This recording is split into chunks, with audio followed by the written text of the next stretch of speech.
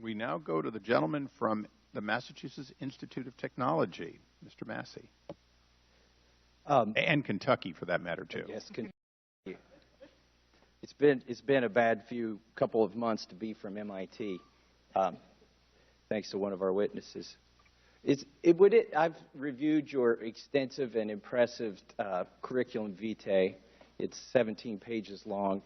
And would it be accurate to say that you chose economics, particularly the field of economic models, to inform public policy as part of your career? Certainly one of the things I find appealing about economics is how it can help make informed public policy. So you're in a position of trust. You've been to the White House many times. You've met with the president. Could you tell us again what you met with the president about? I had one meeting with the president. There were 6 experts and about 15 other members of the administration. And you were an expert on the how to control the costs? Yeah, how to control costs and also to discuss health care reform in Massachusetts. And was Independent Payment Advisory Board part of that discussion, or is that something that you would be an expert on? I don't believe the Independent Payment Advisory Board idea existed at that meeting. Okay, but you're very well aware of it and advise politicians on that. I'm aware of the Independent Payment Advisory Board, yes. So given this position of trust and the fact that you take taxpayer money, I have a question for you. Have you had any ethics training at MIT or Harvard?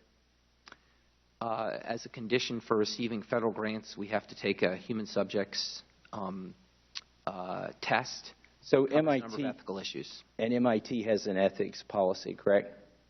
Yes. Okay. So this is a little bit philosophical, what I'm going to ask you now, but you're a doctorate of philosophy, so to speak. Under what circumstances is it ethical to deceive someone for their own benefit?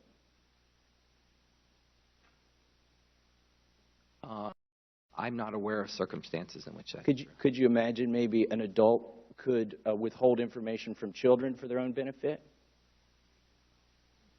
Yes. Would there be ethical?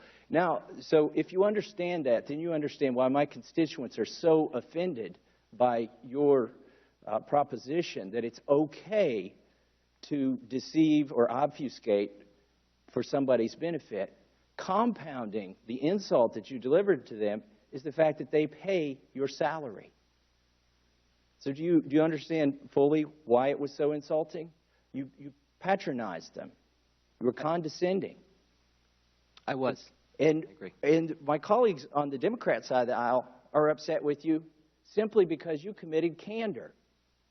You said what you thought. You said what they were all thinking when they wrote Obamacare, that they knew what was best for my constituents. I submit to you, my constituents are not your children, and they have the right of self-determination. So this gets me to another instance where you committed candor. In 1997, you co-authored a paper entitled Abortion Legalization and Child Living Circumstances, Who is the Marginal Child? On page 20, you conclude that abortion legalization appears to be associated with an improvement in the average living circumstances and birth outcomes among a birth cohort. And on page 26, you state that your research indicates that the legalization of abortion saved the government $14 billion in welfare payments through 1994. Is providing more access to abortion, is that a worthy social outcome to achieve cost savings for the government? That is not what my paper was about. It wasn't a philosophical paper. It was about empirical facts. That's what I meant by this sentence. By 1993, all cohorts under the age 18 were born under legalized abortion, and we estimate steady state savings of $1.6 billion per year from positive selection. What did you mean by positive selection? Because in this paper, you're talking about providing more access to abortions to a socioeconomic strata of our constituents.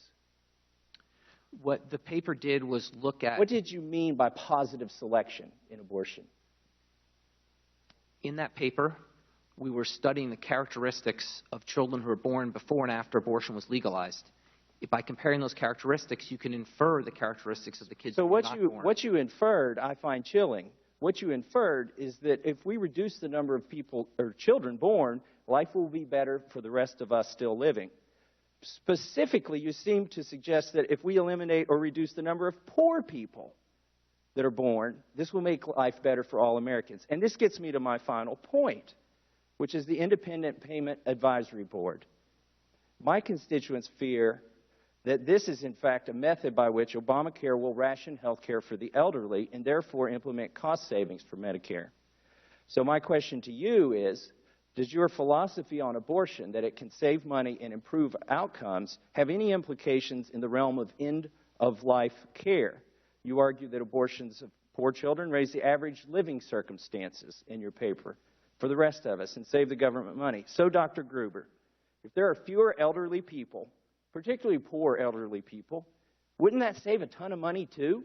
As an economist, wouldn't you think that would save money too? And do you understand the dangerous implications of going down this path? I have no philosophy of abortion. I have no philosophy of end-of-life care. My job as an economist is to deliver the empirical facts.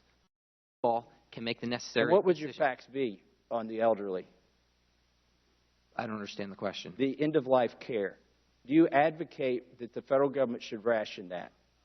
No, I do As an not. economist, would it save money? I do not advocate the federal government should ration end-of-life care. Thank you. I yield back. I thank the gentleman.